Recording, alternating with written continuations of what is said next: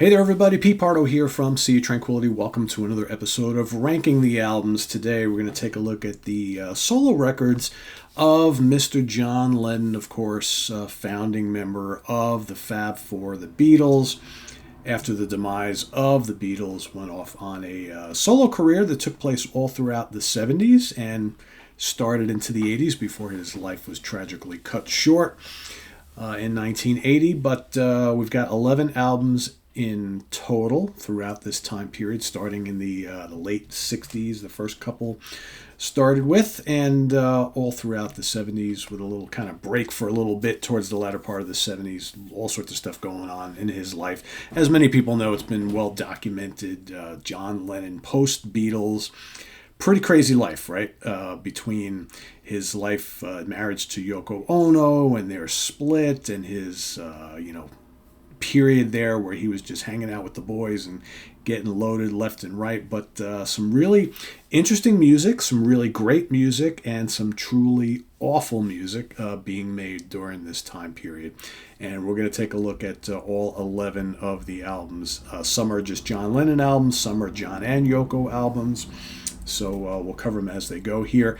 Now, I have hard copies of almost all of them. There are a few, 4 of them that I don't have, and I have no real interest in owning them at all, and we'll get to them, right? So let's start off with my number 11, which, quite frankly, my number 9, 10, and 11 could all be at the bottom equally. I feel all 3 of them are pretty worthless, and quite frankly, I don't know why anybody would want to listen to these at all. I guess maybe a cursory listen just to check them out, but would anybody need to own these?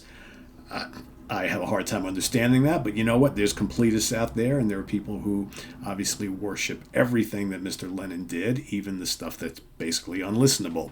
My number 11 from 1969, it's called The Wedding Album. Yoko? John! Yoko. John? Yoko? John! Yoko! John! Oh my God.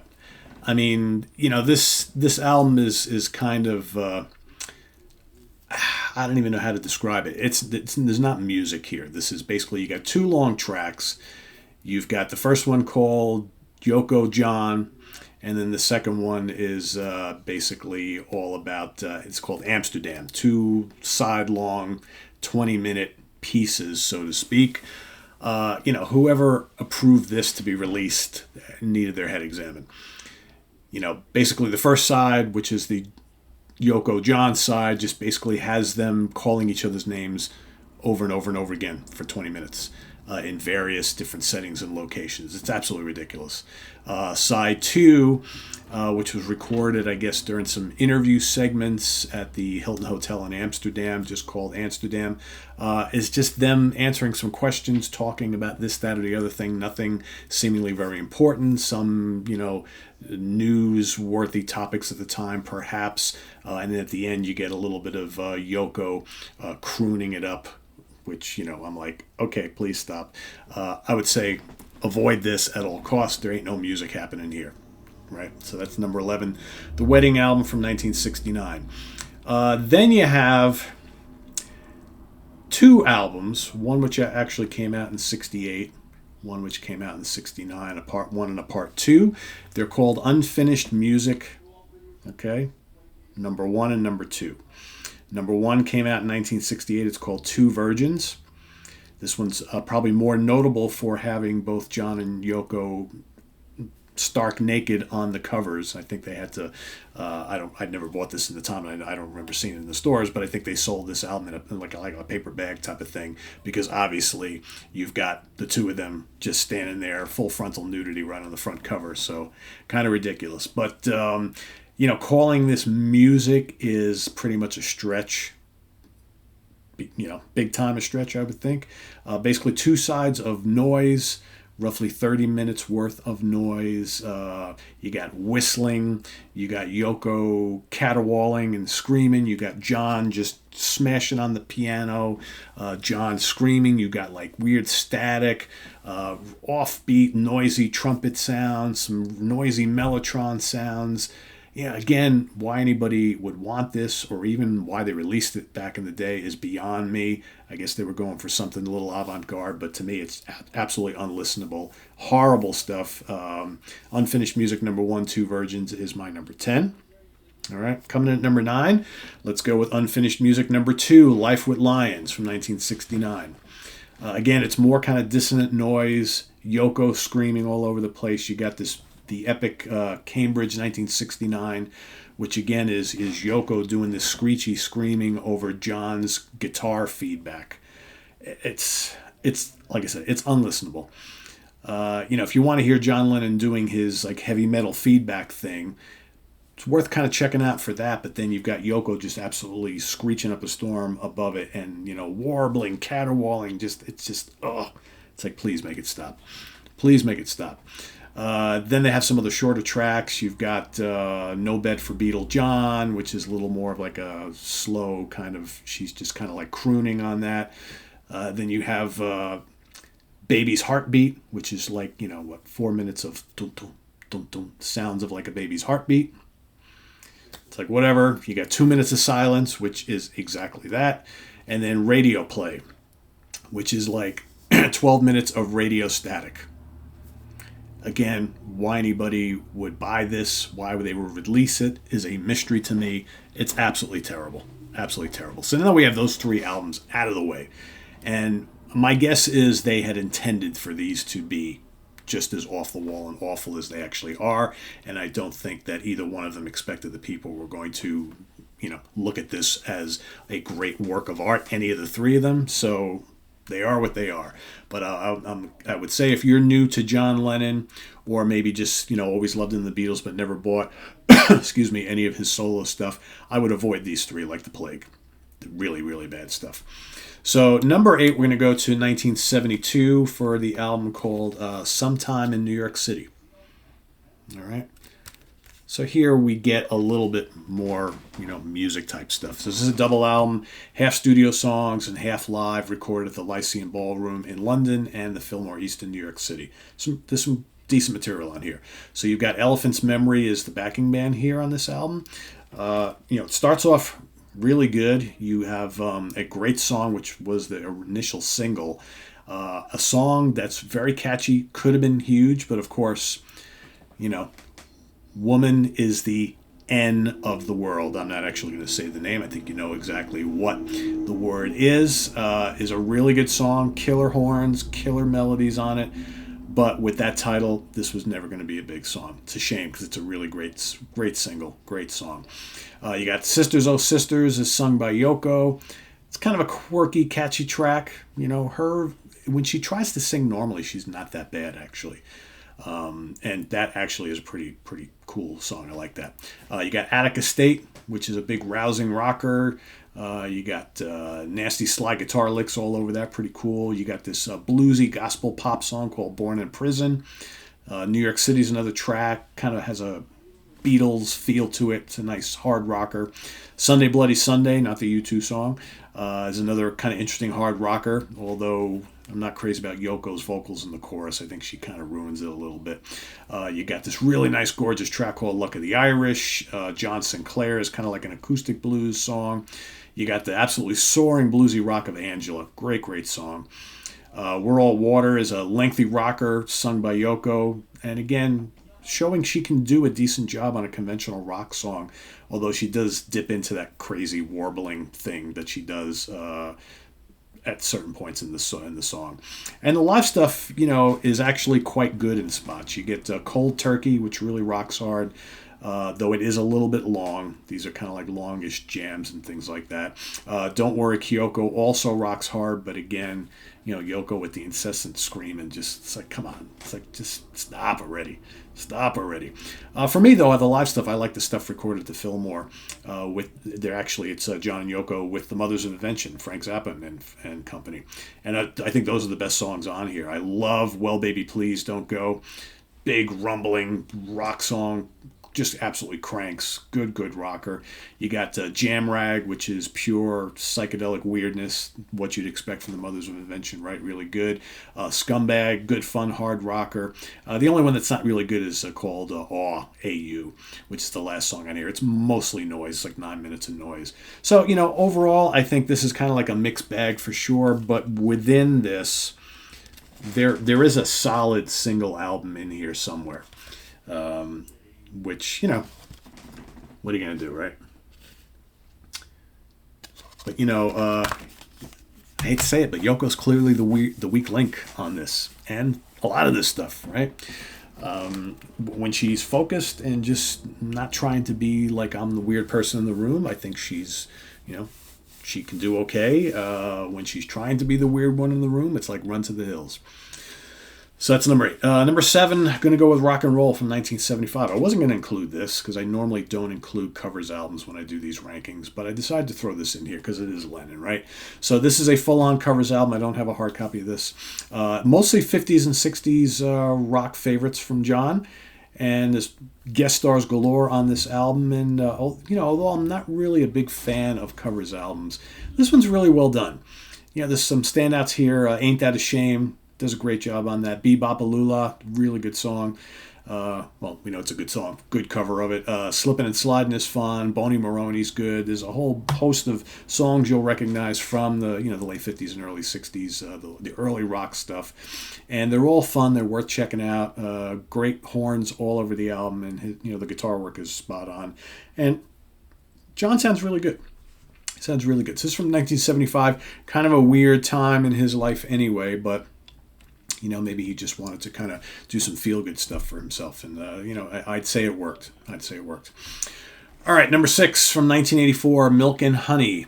So, obviously released after the death of John Lennon. So this was made up of stuff that was being worked on at the end of the Double Fantasy session. So they went in and recorded Double Fantasy, started working on some new material. So that was kind of all in the works to release a quick follow-up to Double Fantasy. And then boom, obviously we lost him right to the assassin's bullet. But there's some good stuff on here. Again, basically the same thing that mars Double Fantasy mars this album as well. You've got pretty much equal parts John songs and Yoko songs, right? The John songs are pretty good. I'm Stepping Out, fun, catchy rocker. Yoko's Sleepless Night is oddly hooky and slightly kooky. But I kind of dig it. I Don't Wait to Face It and Nobody Told Me are really good John Lennon tracks.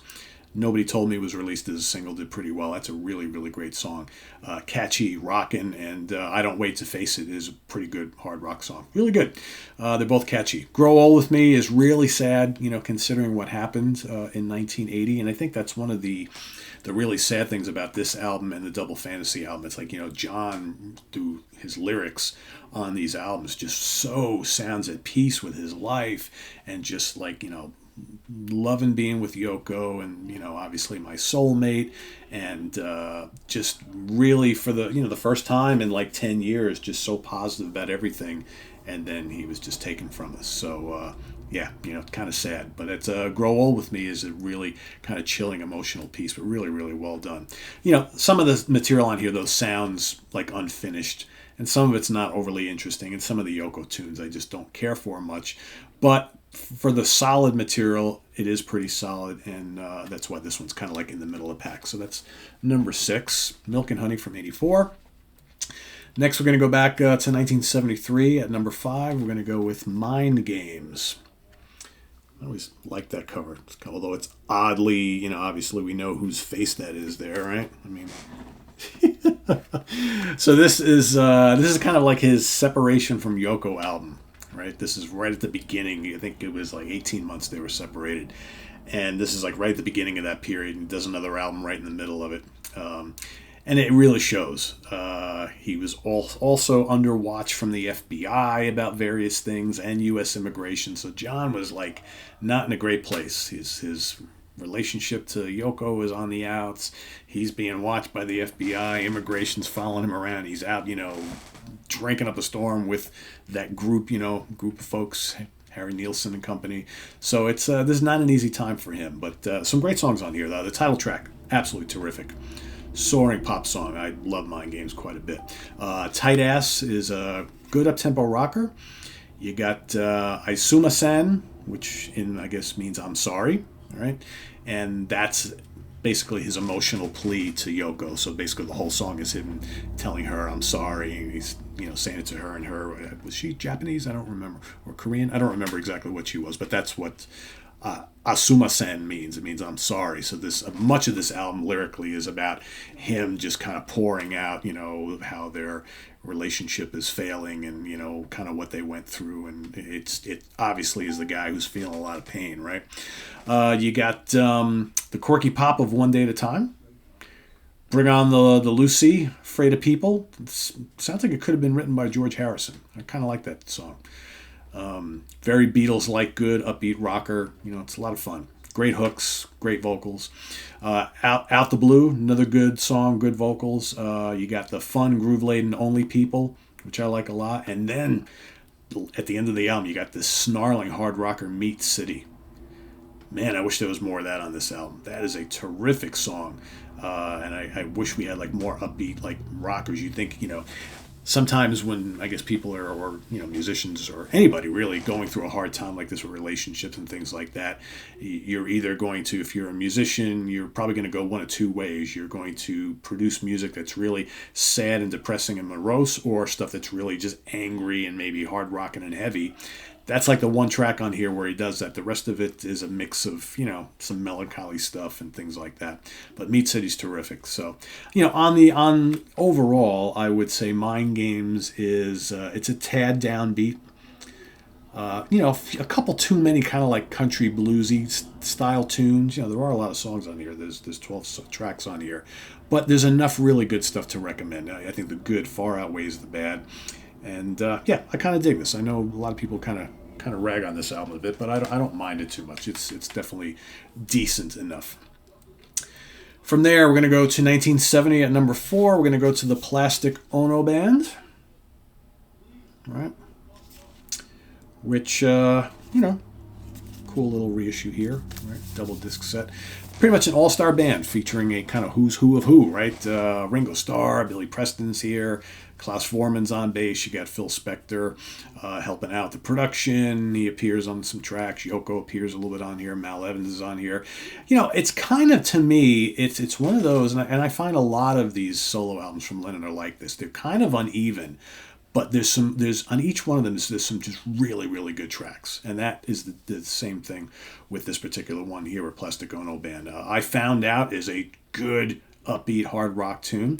You got the lovely little pop ditty Hold On. You got the moody, but very endearing Mother. Working Class Heroes got this nice folky feel to it. It's memorable. Isolation is nice and bluesy with a just absolutely killer John Lennon vocal, some really nice piano. Remember is another good kind of piano-driven rocker. I like that one a lot. You got Well, Well, Well, another kind of bluesy hard rock song, which is really good. Some nice gritty guitar work on there. And you got this really nice kind of soft piano ballad called God, which got a lot of emotion to it. I don't know. I think it's a solid album. But it's a bit uneven as well, as some of these are. I know a lot of people really like this a lot, and this probably was his first,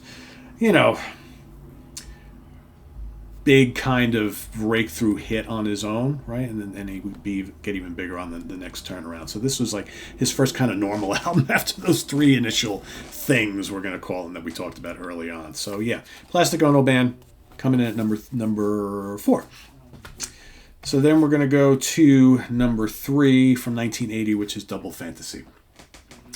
And this is another album, one of those albums where I think half of it is really, really good. The other half, not so good. But the good is so good that it brings this album up pretty high in my ranking. So, here we've got, obviously, John and Yoko back together again. They're all sorts of happy, right? Living in New York City, things are great. Just Like Starting Over was the big hit here. And it's all about how much this whole period in his life was like starting over, a new lease on life. And it's just really sad that his life was taken from him so long after, everything got back under control for him. And it's really a shame. Kiss Kiss Kiss is like Yoko's kind of take on new wave. So again, this is 1980, so new wave starting to become pretty big here. All right, so that's her kind of like new wave song on the album. It's pretty good actually.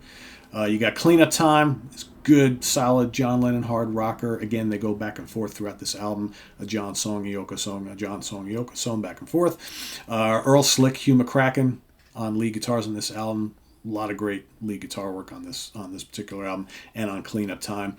Give Me Something is another kind of new wavy song from Yoko. It's kind of like a little more angry than the other one. When it comes to her, you either like her vocals or you don't, right? But the song kind of rocks. It's pretty decent. I don't mind her when she's straight singing. When she tries doing all that screamy stuff and caterwauling and whatnot, I'm just like, oh, please. But she's not too bad on this album. You got I'm Losing You, which is a great song. It's got smoky, bluesy rocker. Quite good. You got John's Lovely, Beautiful Boy, and then you got the haunting pop classic Watching the Wheels, which is just great. And then, of course, the memorable soaring ballad Woman. So this one ranks high just for John's songs, which are absolutely brilliant. We've got number 2. We're going to go 1971, Imagine. All right, Imagine is pretty damn terrific, I think. And, it's the one that most people think of as his best album, right? It's his second album after the 3 weird ones with Yoko in the beginning. Co-produced by John, Yoko, and Phil Spector together. Tons of guest musicians on here. George Harrison, Nicky Hopkins, Alan White, Jim Gordon, John Tout from Renaissance, Ted Turner from Wishbone Ash, Mike Pinder from the Moodies, so many more. Really lush sounding. The title track obviously is beautiful. It's a classic. Jealous Guy, dreamy pop song. Absolutely love it. How is another really great dreamy pop song. What else we got here? It's So Hard, more of a bluesy boogie type rocker there. You got I Don't Want to Be a Soldier, real dramatic rocker, all about, kind of a direct answer to the Vietnam War and, being sent to war and all that kind of stuff. You got Crippled Inside, which is kind of like country folk, kind of Stones-ish. Give Me Some Truth, sounds a lot like a Beatles track. Nice guitar textures, really upbeat track. How Do You Sleep is a direct jab at Mr. McCartney, obviously, because this comes right after the breakup of the Beatles, and they were having this little feud, obviously, at this point. Just good stuff all around. Good guitar work from Harrison on here. Nice use of strings. Strong album. I dig it.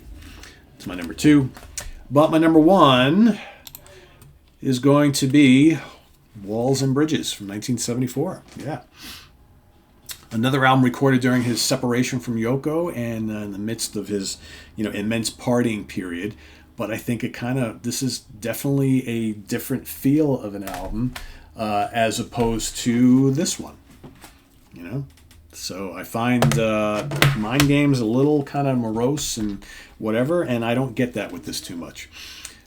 Going Down on Love is a really good melodic hard rock song. Whatever Gets You Through the Night, absolutely terrific. Nice big hit for him. Got Bobby Keys killing it on the sax. You got Elton John on backing and harmony vocals and piano. What a great song, right? What a great song. What else we got here? You got Old Dirt Road, kind of melancholy, but still really good. You got the groove-laden hard rocker, What You Got, which has some really good guitar licks. A lot of horns on it. Really good. You got Bless You, which is kind of atmospheric and bluesy. Scared is a pretty cool track, right? Really dramatic, very emotional, but nice use of strings and brass. Really, really good song. You got the lush and dreamy number 9 Dream, right? The quirky rocker Surprise, Surprise, Sweet Bird of Paradox. And then you got a really interesting instrumental called Beef Jerky, which, shows off all the skills of the musicians in the band. So it's a really, really great song. It's like, wow, these guys are cranking it out on this. So I think it's got lots of variety. It's not, like I said, not as downbeat as Mind Games, which came out right around the same time. And, some kind of weird, I like the back cover there. It's kind of neat. But, it's my number 1. So we're going to go, like I said, number 1, Walls and Bridges. Number 2 is Imagine. Number 3 is Double Fantasy. All right, number 4, we're going to go Plastic Ono Band. We've got Milk and Honey. Hold on, I just lost my order here. Bear with me for a second, folks. Yeah, mine. Milk and Honey is number 6. Rock and Roll, number 7. Sometime in New York, number 8. And then we're going to go with 9, 10, and 11, Unfinished Music, number 1, number 2, number 1, and then Wedding Album, finishing all up in number 11. So there you have it, everybody. Thanks for watching. Let us know how you rank the Lennon catalog down in the comments below. And visit us on the web at www.seatranquility.org. We're on Facebook. We're on YouTube all the damn time. So stay tuned for more stuff coming up here on the channel. We got the Monsters Den tomorrow, and then Friday morning at the Funhouse with Martin Popoff. And then the weekend shows, the UK Connection, as well as album homework assignment. Take care. Bye-bye.